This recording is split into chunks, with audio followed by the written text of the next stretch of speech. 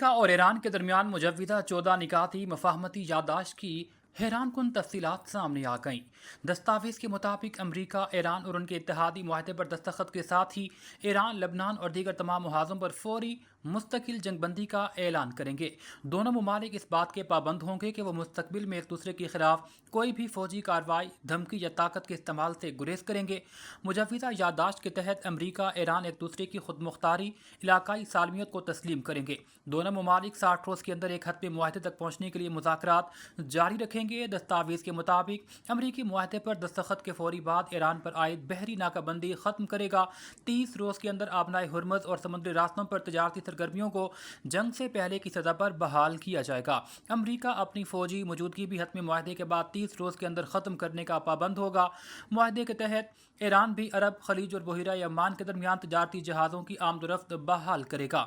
دستاویز میں ایران کی اقتصادی بحالی کے لیے جامع منصوبہ بھی شامل ہے، جس کے تحت امریکہ اور اس کے علاقائی شراکت دار 300 ارب ڈالر کی مالی معاونت اور سرمایہ کاری کے فریم ورک پہ کام کریں گے۔ مجوزہ یادداشت کے مطابق امریکہ ایران پر عائد اقوام متحدہ، IAEA اور یک طرفہ امریکی پابندیوں کے خاتمے کے لیے متفقہ شیڈول ترتیب دے گا۔ اس دوران ایرانی خام تیل، پیٹرو کیمیکل مصنوعات، بینکاری، انشورنس اور شپنگ سے متعلق پابندیوں میں نرمی کے اجازت نامے بھی جاری کیے جائیں گے۔ وفاقی وزیر اطلاعات و نشریات عطا اللہ تارڑ نے کہا ہے کہ بجٹ میں تنخواہ دار طبقے، برآمدات کنندگان اور کاروباری شعبہ جات کو بڑا ریلیف دیا گیا۔ آئندہ مالی سال کے بجٹ کے حوالے سے آن لائن بریفنگ میں انہوں نے کہا کہ یہ بجٹ سابقہ بجٹ سے مختلف اور ریلیف پر مبنی ہے۔ کچھ لوگوں کو تنقید کی عادت ہے، تاہم مخالفین بھی اس بجٹ کی تعریف کر رہے ہیں۔ وزیر اطلاعات نے کہا کہ ماضی میں PTI کے رہنما مسلسل ملک دیوالیہ ہونے کی پیشگوئی کرتے رہے۔ اس وقت زرعی مبادلہ کے ذخائر کم ترین سطح پر تھے، درآمدی ضروریات پوری کرنے کے لیے وسائل موجود نہیں تھے، شرح سود 22% سے زائد تھی اور ترسیلات زر میں بھی نمایاں کمی آ چکی تھی۔ بعض سرکاری شخصیات نے اس خدشے کے باعث چھٹیاں لے لیں کہ ان کے دور میں ملک دیوالیہ نہ ہو جائے۔ عطا اللہ تارڑ نے کہا کہ ایسے مشکل حالات میں نون لیگ نے قیادت کو سنبھالا، معیشت کو مستحکم کیا۔ نواز شریف کی ویژن کے تحت وزیر اعظم شہباز شریف نے معاشی معاملات کو آگے بڑھایا۔ اگر پیرس میں IMF سے معاملات طے نہ پاتے تو خدشہ تھا کہ ملک ڈیفالٹ کی طرف چلا جاتا۔ حکومت نے معاشی استحکام حاصل کیا اور 2 سال کی محنت کے بعد عوام کو ریلیف دینے کے لیے گنجائش پیدا کی ہے۔ ریلیف کا یہ سلسلہ آئندہ بھی جاری رہے گا۔ پاکستان تحریک انصاف عمران خان رہائی تحریک میں شامل ناراض ممبران اسمبلی کی صوبائی مشاورتی کمیٹی نے اڈیالہ جیل کے باہر کارکنان کی مبینہ کال سے متعلق صورتحال پر تشویش کا اظہار کیا ہے۔ کمیٹی کے اجلاس کے اعلامیہ کے مطابق علیمہ خان سے منسوب ایسے پیغامات سوشل میڈیا پر گردش کر رہے ہیں جس میں اڈیالہ جیل کے باہر بڑی تعداد میں کارکنوں، پارلیمنٹیرینز کی شرکت کی اپیل کی گئی تھی۔ تاہم یہ کال نہ تو پارٹی کے مرکزی یا صوبائی تنظیم نے باضابطہ طور پر جاری کی، نہ اس کی کوئی منصوبہ بندی کی گئی۔ اعلامیہ میں کہا گیا کہ عوامی کالز کو مؤثر بنانے کے لیے واضح تنظیمی ڈھانچہ ہونا ضروری ہے۔ اجلاس میں یہ بھی فیصلہ کیا گیا ہے کہ عمران خان سے ملاقات کے لیے خیبر پختونخوا اسمبلی کے اراکین کی جانب سے ہائی کورٹ میں درخواست دائر کی جائے گی۔ ملاقات میں عمران خان، بشرا بی بی اور دیگر قید رہنماؤں کی رہائی، جاری تحریک، پارٹی امور سے متعلق مشاورت کی جائے گی۔ کمیٹی نے مرکزی قیادت کے ساتھ مزید روابط اور مشاورت کے لیے بیرسٹر گوہر، سلمان اکرم راجہ، شیخ وقاص، عامر ڈوگر اور جنید اکبر کے نام تجویز کیے ہیں۔ فرانس سے ہمارے نمائندے ممتاز منیر سہوترا کی رپورٹ کے مطابق اسپین کے معروف جرنلسٹ ممتاز منیر سہوترا کی صحافتی اور سماجی خدمات کے اعتراف میں فرانس کی ہر دل عزیز شخصیت چودھری اسجد علی نے نوشاہی ہاؤس پیرس میں استقبالیہ دیا۔ اس موقع پر چودھری اسجد علی نے کہا کہ صحافی ہمارے ملک کی ریڑھ کی ہڈی کی حیثیت رکھتے ہیں۔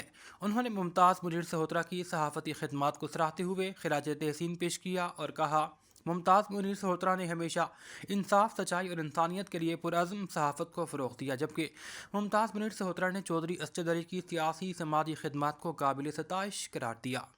خوشاب سے ہمارے بیورو چیف ظفر حسین مرتجز کے مطابق deputy commissioner Khushab doctor Jahanzeb Hussain لابر نے خوشاب امام بارگاہ قصر عباس دروغہ والا، کربلا، خوشاب محلہ آہیراں والا، سادات سجید رسول، ڈکوتراں والی پلی، بھٹو چوک، محرم الحرام کے جلوس، روٹس اور انتظامات کا جائزہ لینے کے حوالے سے اہم وزٹ کیا۔ اس موقع پر CEO MC خوشاب سندس رابیل، ستھرا پنجاب ہائی وے، پنجاب ڈیولپمنٹ پروگرام سمیت مختلف محکمہ جات کے افسران موجود تھے۔ Deputy commissioner doctor Jahanzeb Hussain لابر نے محرم الحرام جلوس کے روٹس اور انتظامات کا جائزہ لیا، منتظمین سے ملاقات کی۔ منتظمین نے اپنے بھرپور تعاون کا یقین دلایا۔ ڈپٹی کمشنر نے مین بازار، آستانہ شیرازیاں والا، کابلی گیٹ، انارکلی بازار، چھتری چوک کے جلوس روٹس کا وزٹ کیا۔ محرم الحرام کے موقع پر امام بارگاہوں کی سیکیورٹی اور صفائی انتظامات کا جائزہ لیا گیا۔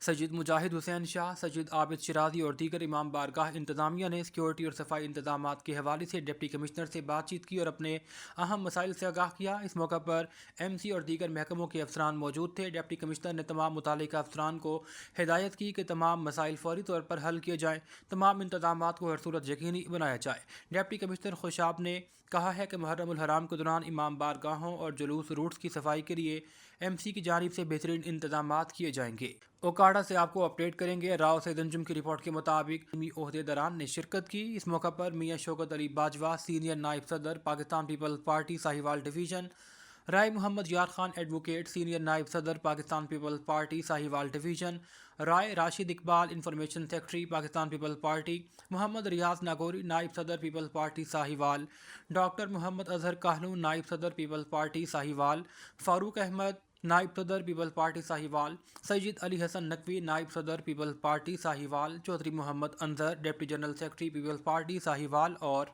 میاں Shahzad Ahmed Wattoo, deputy information secretary Pakistan Peoples Party Sahiwal, Mian Feroz Khan Wattoo, finance secretary Pakistan Peoples Party Sahiwal, Mian Shahid Bhatti, office record Pakistan Peoples Party Sahiwal division اور دیگر تنظیمی عہدیداران اور جھالے شریک تھے۔ یورپ کے ملک جرمنی سے آپ کو اپڈیٹ کریں گے۔ ہمارے نمائندے ممتاز پنیر سہوترا کے مطابق پاکستان بزنس فورم اسپین کے صدر حاجی طاہر جاوید اور general secretary Chaudhry Yasir Gujjar of Sialkot نے فرینکفرٹ کی معروف سیاسی کاروباری شخصیات چودھری سعید احمد چٹھا، چودھری یوسف گجر سے ملاقات کی، جو کہ خوشگوار ماحول میں ہوئی۔ ملکی حالات، کاروباری امور اور علاقائی سیاست پر تبادلہ خیال کیا گیا۔ بعد ازاں چودھری سعید احمد چٹھا نے معزز مہمانوں کے اعزاز میں ٹیسٹ پاکستان ریسٹورنٹ فرینکفرٹ میں پرتکلف ظرحنہ دیا۔ فرانس کی کاروباری شخصیات میاں عمران بشیر گجر، اسپین کے معروف جرنلسٹ ممتاز پنیر سہوترا کی شرکت۔ تمام احباب نے چودھری سعید احمد چٹھا کی چاہت پر شکریہ ادا کیا، جبکہ چودھری سعید احمد چٹھا نے معزز مہمانوں کا آمد پر شکریہ ادا کیا۔ اسلام آباد سے بیورو چیف فیصل عباسی کے مطابق سینئر ممبر اسلام آباد چیمبر آف کامرس، سینئر نائب صدر G10 مرکز انجمن تاجران تابش محبوب جٹ نے پاکستانی پنجابی فلم مینگو جٹ کے نام پر سخت تحفظات کا اظہار کرتے ہوئے اسے جٹ قوم کی توہین قرار دیا ہے۔ تابش محبوب جٹ نے مذمتی بیان میں کہا، مینگو جٹ نہ صرف تضحیک آمیز نام ہے بلکہ جٹ قوم کی دل آزاری کا سبب بن رہا ہے۔ جٹ قوم کی خدمات سے تاریخ کی اوراق بھرے پڑے۔ انہوں نے فلم ساز ادارے سے مطالبہ کیا کہ فوری طور پر نام تبدیل کریں، ورنہ سخت احتجاج بھی کریں گے اور قانونی چارہ جوئی کی جائے گی۔ تابش محبوب جٹ نے کہا کہ تفریح کا مقصد خوشیاں بانٹنا ہے، کسی کی تذلیل نہیں ہے۔ ڈسٹرکٹ رپورٹر ننکانہ صاحب عثمان عزیز کی رپورٹ کے مطابق ڈپٹی کمشنر تسلیم اختر راؤ کا بیوٹیفیکیشن اور صفائی ستھرائی کا جائزہ لینے کے لیے ننکانہ سٹی کے مختلف علاقوں کا دورہ۔ ڈپٹی کمشنر نے شہریوں سے صفائی ٹیموں کی کارکردگی کے بارے میں آگاہی حاصل کی۔ شہریوں نے صفائی ستھرائی پر اطمینان کا اظہار کیا۔ انہوں نے گرین بیلٹس کی جاری بحالی کا بھی جائزہ لیا۔ شہری صفائی ٹیموں سے تعاون کریں۔ ضلع انتظامیہ کی جانب سے قصبوں اور دیہاتوں میں یکساں صفائی کا نظام اولین ترجیح ہے۔ اس حوالے سے تمام وسائل بروئے کار لائے جائیں گے۔ ضلع بھر میں ترقیاتی اور بیوٹیفیکیشن کے منصوبوں کی کڑی نگرانی جاری ہے۔ دوران وزٹ ایم ڈی ستھرا پنجاب احسن ممتاز، سی او ضلعی کونسل عامر اختر سمیت دیگر افسران بھی ڈپٹی کمشنر کے ہمراہ تھے۔